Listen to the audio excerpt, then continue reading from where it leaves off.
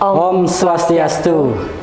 Tribuners, semeton Tribun Bali, kembali berjumpa bersama saya masih dalam rangkaian roadshow Tribun Bali ke KPU Sebali, dan kali ini saya berada di kantor KPU Kota Denpasar. Yang menarik, ini spesial, istimewa. Biasanya saya ditemani Ketua KPU seorang laki-laki. Nah, hari ini saya ditemani seorang perempuan cantik, dan beliau satu-satunya Ketua KPU perempuan di Bali. Jadi Sri Kandi Bali yang menjadi Ketua KPU Kota Denpasar. Beliau adalah Dewa Ayu Sekar Anggareni. Swastiastu, Bu. Swastiastu, Pak Komang. Punapi gatro niki? Astun kare sehat. Sehat nggih. Sehat terus niki, soalnya menyambut pilkada. Iya. Yang sebentar lagi sudah memasuki fase yang mungkin lebih padat, Bu, ya agendanya. Nggih, Bu. Hari ini kita tentu akan berbincang terkait persiapan untuk menyambut pilkada. Kemudian mungkin sedikit ada evaluasi terkait pelaksanaan pemilu yang sudah berjalan, dan tentunya kita juga akan mengupas sedikit, mengulik sedikit sosok ibu sendiri, Ibu Sekar ini, karena ya saya rasa spesial ya menjadi Sri Kandi satu-satunya di Bali yang menjadi Ketua KPU. Pengen rasanya juga tahu seperti apa sih karir Ibu sebagai Ketua KPU. Nah, yang pertama ingin saya sampaikan, ingin saya tanyakan itu seperti apa sih, Bu, awal karir Ibu ini bisa sampai terpilih menjadi Ketua KPU di Kota Denpasar ini, Bu? Jadi kalau untuk pengalaman kepemiluan, Tiang sudah mulai dari tahun 2010 menjadi KPPS di Banjar.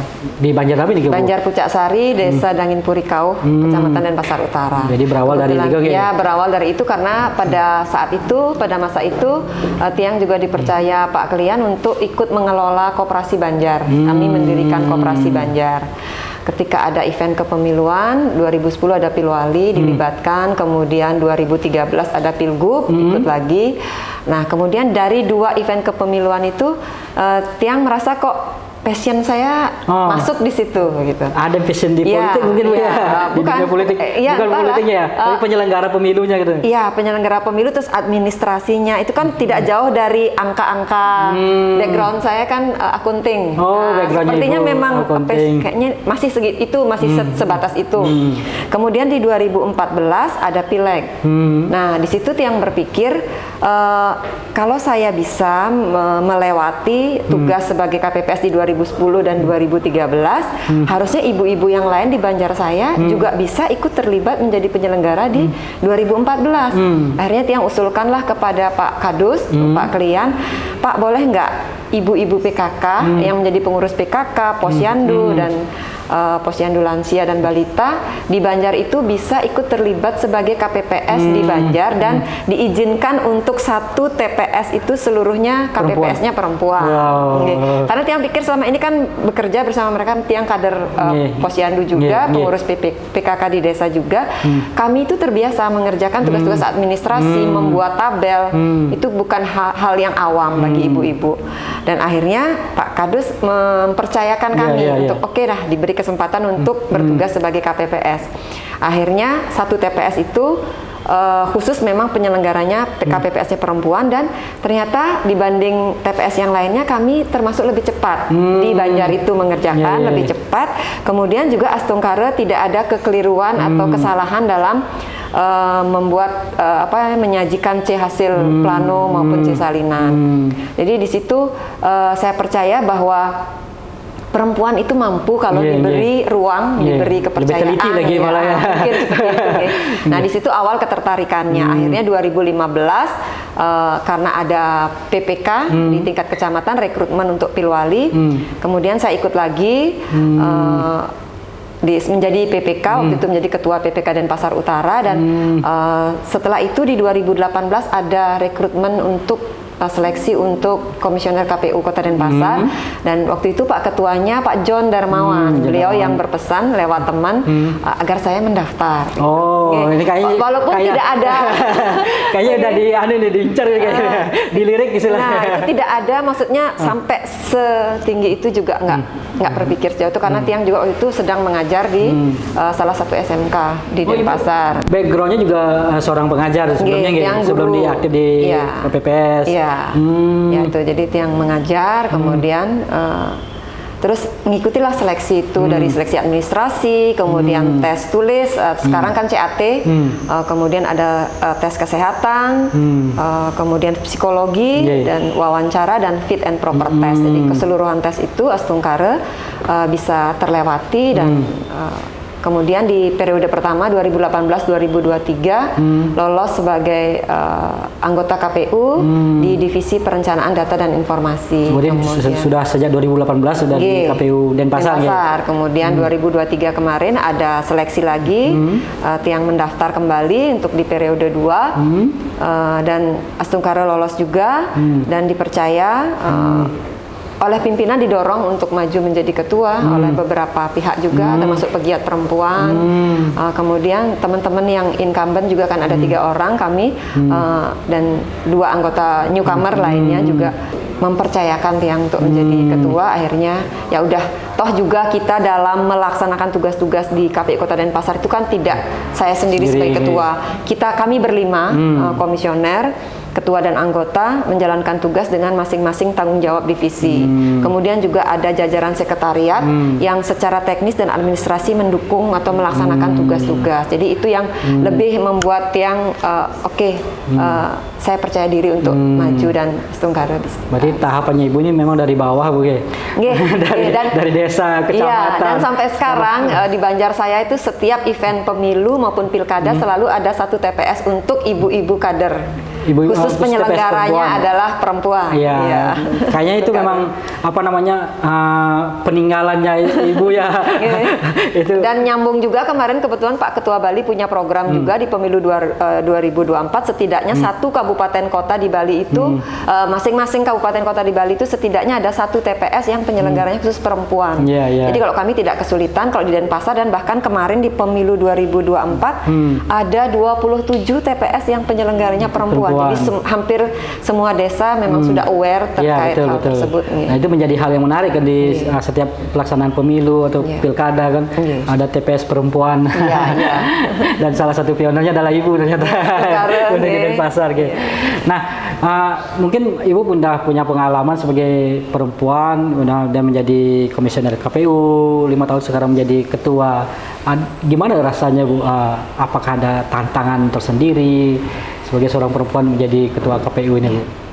Tantangan kalau di kepemiluan Tiang kira sama ya antara laki dan perempuan. Yang pertama terkait dengan kemauan kita untuk selalu belajar dan belajar, membaca dan membaca, memahami regulasi. Karena kan event pemilu dan pilkada itu kan regulasinya sangat dinamis. Mungkin di pemilu yang lalu seperti A, pemilu yang ini berlaku B, dan seterusnya. Walaupun secara prinsip-prinsip itu kan masih tetap sama, tetapi regulasi atau pelaksanaannya itu pengembangannya bisa berubah-ubah. Misalnya saat ini penerapan IT yang sangat diunggulkan atau diutamakan oleh KPU RI, sehingga hampir semua tahapan itu menggunakan sistem informasi. Ketika misalnya sekarang kita di pilkada kan sudah mulai tahapannya sejak 26 Januari yang lalu, sesuai dengan peraturan KPU nomor 2 tahun 2024, tahapan dan jadwal pilkada. Nah, untuk saat ini rekrutmen atau pembentukan badan ad hoc untuk PPK dan PPS itu, dan KPPS juga kemarin di pemilu 2024 harus mendaftar melalui sistem informasi anggota KPU dan badan ad hoc atau SIAKBA. Kemudian untuk pencalonan kemarin kita menggunakan Silon.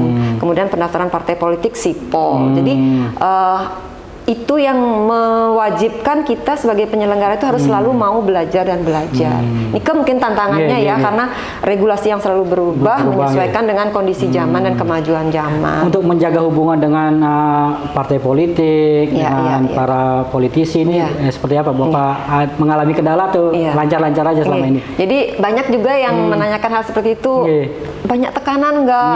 Soalnya kan kalau kita tahu lah politisi kan buru kebanyakan laki-laki. Begitu. Tiang juga dulu punya pikiran yang sama. Kayaknya nih nanti tekanan politisnya pasti tinggi. Tapi setelah kita ada di sini, menduduki jabatan sebagai ketua, biasa saja. Maksudnya mungkin partai politik peserta pemilu di tingkat kota Denpasar itu kali ini sudah lebih dewasa, pengalamannya sudah banyak, sehingga tidak ada, terus terang ya, secara pribadi atau kelembagaan tidak ada tekanan, misalnya harus memenangkan ini, harus mengubah ini itu, kami tidak ada. Dengan teror, dengan ancaman. Tidak ada, Astungkara tidak ada. Nah itu yang bilang kedewasaan berpolitik dari peserta pemilu ketika berkontestasi, kemudian masyarakat juga sudah semakin aware dan ikut mengawasi caleg atau event kepemiluan ini. Ketika ada terjadi ini, kadang masyarakat datang, Bu, kok begini sih, kok begini. Nah, kemudian juga ada Badan Pengawas Pemilu. Jadi dari Bawaslu sendiri selalu mengawasi seluruh kegiatan kami dan seluruh tahapan yang kami laksanakan. Artinya sekarang lebih banyak mengutamakan diskusi. Dan apapun kesulitan mereka, mereka selalu datang karena di setiap tahapan kita punya tim help desk. Jadi mereka bebas kapan saja datang ke KPU untuk melakukan untuk dibantu melaksanakan setiap tahapan bagi peserta pemilu. Jadi keterbukaan, perlakuan adil dan setara, dan integritas yang berusaha kami jaga, itu mungkin yang menjaga kami dari tekanan-tekanan atau intimidasi itu. Dan rasanya juga bukan zamannya lagi sekarang ya Bu ya, tekanan, intimidasi. Apalagi dengan diberlakukannya Sirekap kemarin, sistem informasi rekapitulasi, itu sepertinya bentuk wujud dari transparansi informasi hasil penghitungan suara di TPS. Terlepas bahwa ada masalah ada kendala, sedikit, ada masalah, tetapi ketika kami melakukan rekapitulasi di tingkat kecamatan, yang ditayangkan adalah Sirekap, sehingga semua yang hadir, termasuk masyarakat yang hadir di saat rekapitulasi itu bisa melihat bahwa yang direkap adalah yang ada di TPS atau hasil plano tersebut. Tidak ada manipulasi angka, tidak ada perubahan perolehan suara.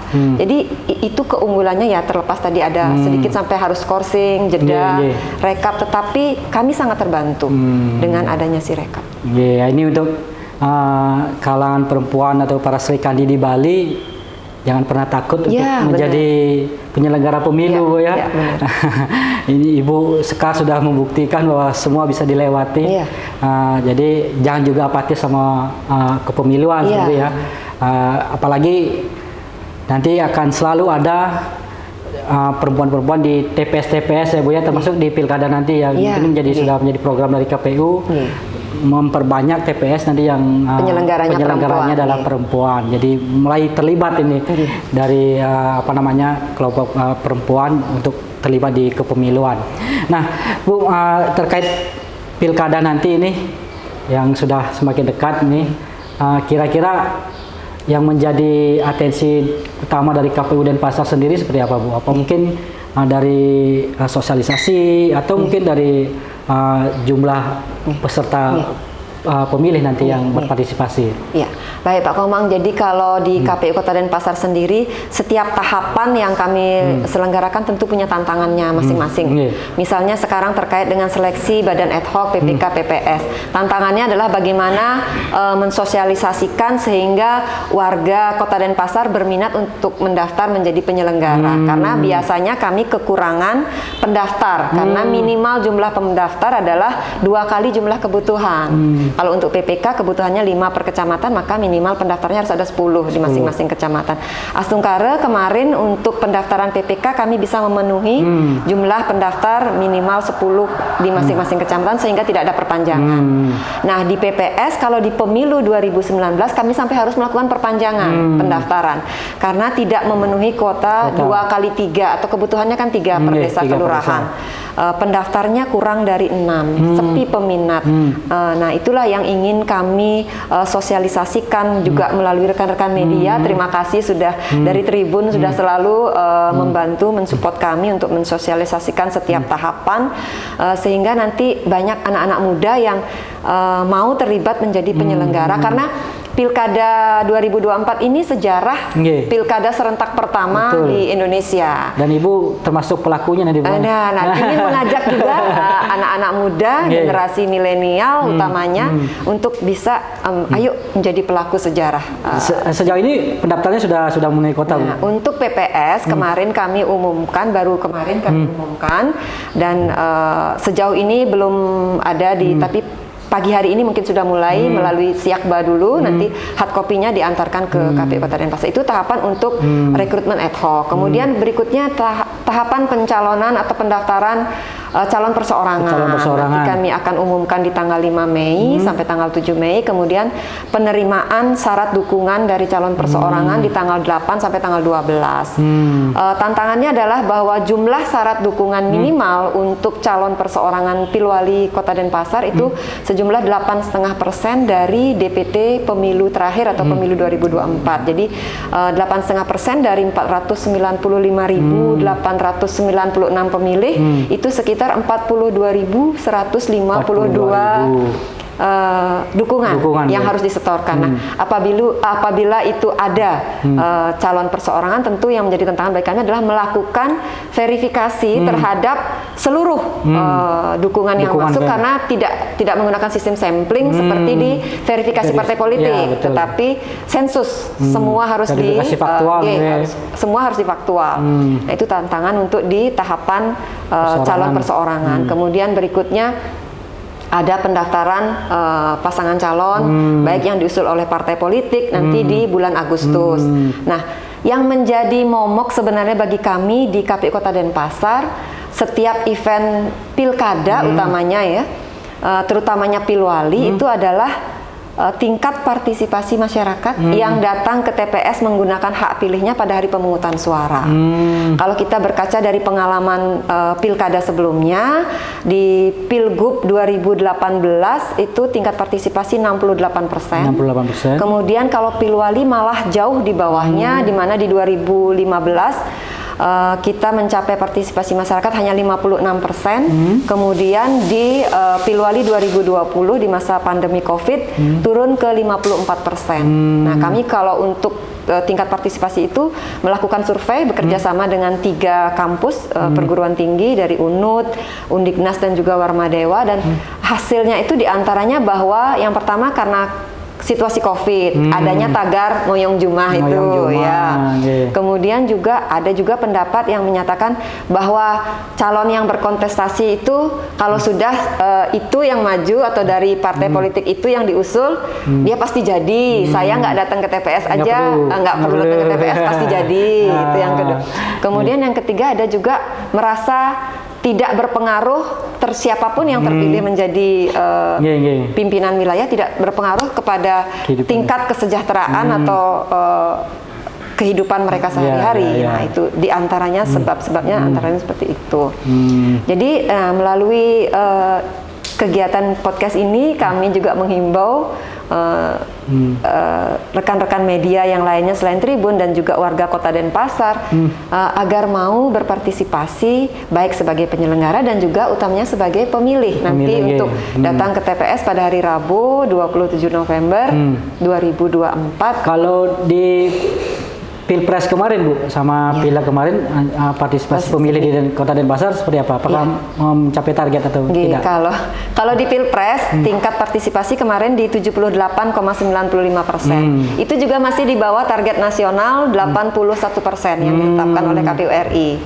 Kemudian untuk Pilegnya 77,83%, di bawah Pilpres. Jadi Pilpres masih lebih tinggi.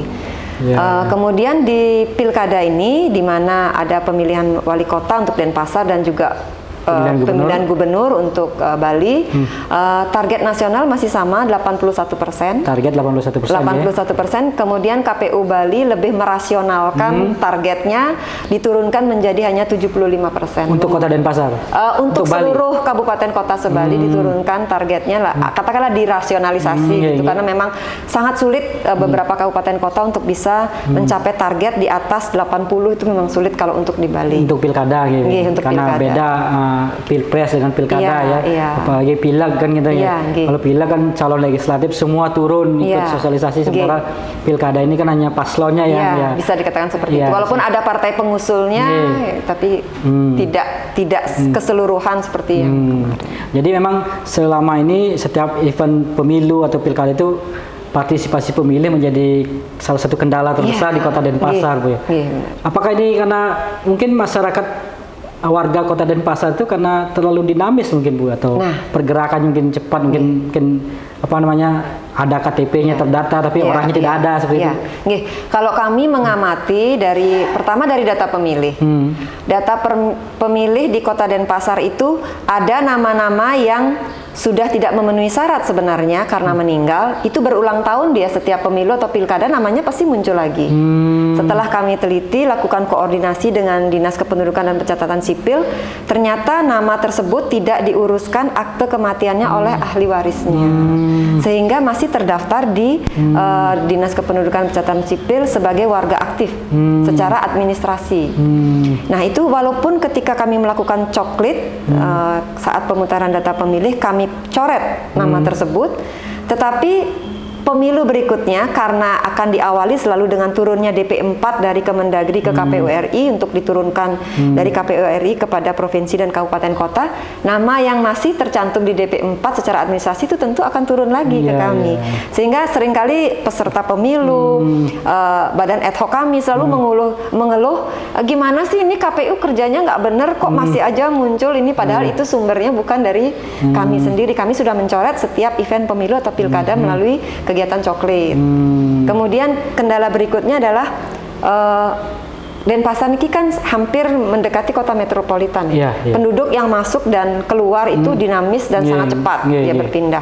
Ada juga penduduk yang KTP-nya di sini tetapi mungkin sedang menempuh pendidikan di luar Denpasar, ke Jawa misalnya, bekerja di luar Denpasar, atau ada yang penduduk luar yang bekerja di sini, seperti itu.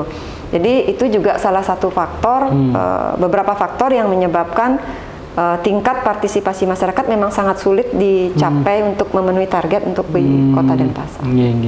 Kira-kira ada upaya gebrakan gitu untuk bisa meningkatkan partisipasi pemilih di pilkada nanti, Bu? Kalau dari pendahulu-pendahulu kami yang menjadi komisioner di Kota Denpasar ini, itu beberapa kegiatan kami teruskan. Misalnya yang pertama menjadi inspektur upacara di SMA, SMK, SMP sekota Denpasar, kemudian juga masuk di kegiatan-kegiatan MPLS ketika penerimaan murid baru di SMA dan SMK. Kemudian kami juga melakukan sosialisasi dengan menyentuh ke-11 segmen, diantaranya ada pemilih pemula, pemilih muda, pemilih perempuan, milenial, disabilitas, kaum marginal, agama, dan beberapa segmen tersebut kami sasar per segmen.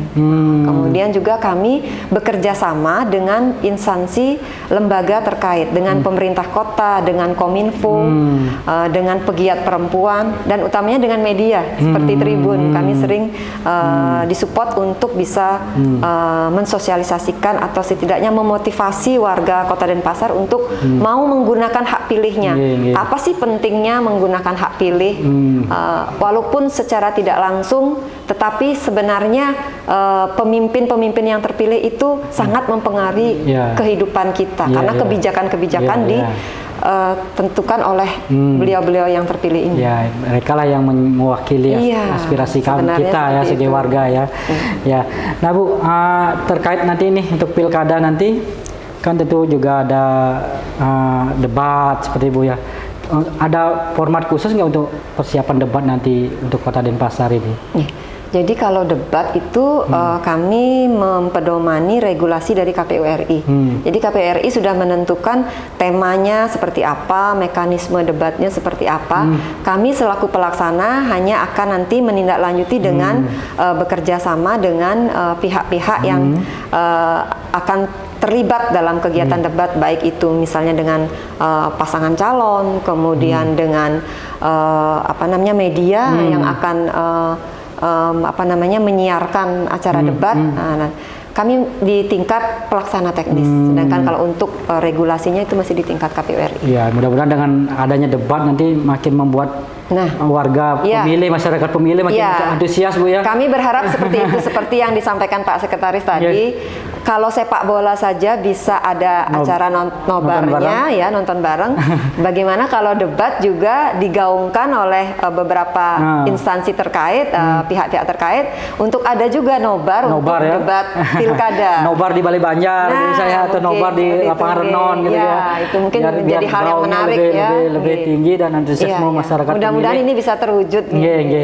Nah, terkait ini Bu, kemarin kan sudah penetapan ya hasil pemilu 2024 terkait calon legislatifnya. Dari hitung-hitungan kursi yang diperoleh oleh parpol di DPRD Kota Denpasar, mungkin sudah mulai kelihatan Bu peta untuk paslon nanti, kira-kira berapa paslon yang muncul kira-kira nanti untuk bisa muncul ya, diusulkan untuk oleh parpol-parpol maupun mungkin juga dari perseorangan.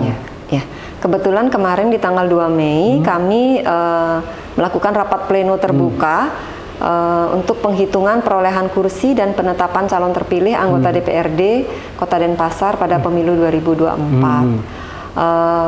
Kami mengkonversi perolehan suara masing-masing partai politik menjadi kursi yang diperoleh atau diraih oleh masing-masing partai politik tersebut untuk 45 kursi anggota DPRD Kota Denpasar, dan nama-namanya juga sudah kami tetapkan kemarin. Nah, berdasarkan raihan kursi yang diperoleh oleh masing-masing partai politik, dari pengamatan kami itu kemungkinan, karena kami kan bukan yang dalam ranah kebijakan untuk mengusung salah satu partai politik. Kita lihat bahwa dari 45 kursi itu 22 kursi diraih oleh PDI Perjuangan. Tentu partai politik sesuai regulasi yang sudah memenuhi 20% perolehan kursi di DPRD Kota Denpasar atau 25% suara sah ketika pemilu 2024 dapat mengusulkan pasangan calon untuk Pilwali Kota Denpasar. Nah, itu dari PDI Perjuangan 22 kursi, tentu kalau dari segi dari segi hitung-hitungan bisa mengusulkan calon sendiri. Kemudian dari Gerindra ada 9 kursi yang diraih, dan itu juga dari segi hitung-hitungan bisa juga karena 20% dari 45 kursi kan 9. Berarti Gerindra juga bisa mengusul sendiri. Kemudian dari Golkar meraih 7 kursi, dari PSI 3 kursi, kemudian Nasdem 1 kursi, Demokrat 2 kursi, dan Gelora 1 kursi. Jadi itulah ini yang perlu masih koalisi. Peta dari perolehan kursi di DPRD Kota Denpasar. Artinya paling tidak kalau dari hitung-hitungan kursi bisa 3 paslon. Kalau dari hitung-hitungan kasar gitu kemungkinan bisa 3 calon. Terus ada peluang nggak untuk calon perseorangan ini? Mulai ada tanda-tanda nggak? Mungkin sudah ada mulai yang ke KPU diskusi terkait untuk perseorangan ini, Bu. Kalau yang dari calon perseorangan kemarin kebetulan ada timnya yang berkonsultasi ke KPU Kota Denpasar untuk menanyakan syarat dari pendaftaran calon perseorangan. Sudah sempat intens berkomunikasi dan kami belum tahu lagi lebih lanjutnya seperti apa. Ada batas maksimal berapa paslon, Bu, untuk Pilwali Kota Denpasar ini? Kalau untuk pendaftaran paslon tentu saja tidak ada batas maksimal, tetapi kalau dari segi anggaran, yang kami anggarkan, kami menganggarkan untuk 5 pasangan calon dengan rincian 3 dari partai politik yang diusulkan partai politik, kemudian 2 dari perseorangan. Tetapi seandainya itu melebihi dari apa yang sudah kami anggarkan, tentu kami bisa mengajukan kembali kepada pemerintah kota untuk dibahas bersama DPRD Kota Denpasar.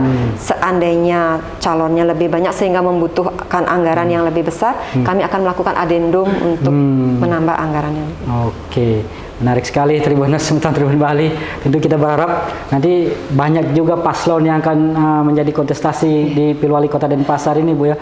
Sehingga dengan banyaknya paslon dan banyak pilihan dan juga partisipasi pemilih juga bertambah, menjadi antusiasme mereka makin baik, sehingga target partisipasi pemilih di Kota Denpasar ini bisa lebih tinggi ya. Mungkin belum bisa mencapai target, tapi lebih mendekati target. Ya, karena bagaimanapun paslon juga menentukan, Bu ya, tingkat kepemilihan dari masyarakat ya. Baik, Tribuners, demikian bincang kami hari ini. Tentu kita berharap Pilkada 2024 yang digelar secara serentak pada 27 November 2024, khususnya di Pilwali Kota Denpasar, bisa berjalan lancar, damai, bisa berjalan dengan baik, dan tentu partisipasi pemilih bisa meningkat. Nah, mungkin Ibu ada harapan atau imbauan kepada masyarakat terkait Pilkada 2024 ini, Bu? Terima kasih Pak Komang. Oke Tribuners, warga Kota Denpasar, melalui kegiatan podcast ini, kami dari KPI Kota Denpasar ingin menyampaikan terima kasih dan apresiasi yang setinggi-tingginya kepada warga kota yang kemarin di pemilu 2024 sudah menggunakan hak pilihnya dengan datang ke TPS pada tanggal 14 Februari yang lalu, dan kita sudah bisa melihat untuk Kota Denpasar sudah terpilih pemimpin-pemimpin yang akan memimpin 5 tahun ke depan dan menentukan nasib kita warga Kota Denpasar. Nah, untuk event selanjutnya kami menghimbau warga Kota Denpasar untuk bisa terjun melibatkan diri sebagai penyelenggara, baik sebagai PPS, KPPS, karena PPK sudah kemarin penutupan pendaftarannya. Kemudian selain sebagai penyelenggara Pilkada serentak juga untuk datang nanti ke TPS pada hari Rabu 27 November 2024 untuk menentukan pemimpin Kota Denpasar dan juga pemimpin Provinsi Bali, karena akan ada 2 pemilihan, Pilwali Kota Denpasar untuk Kota Denpasar dan Pilgub Bali untuk Provinsi Bali.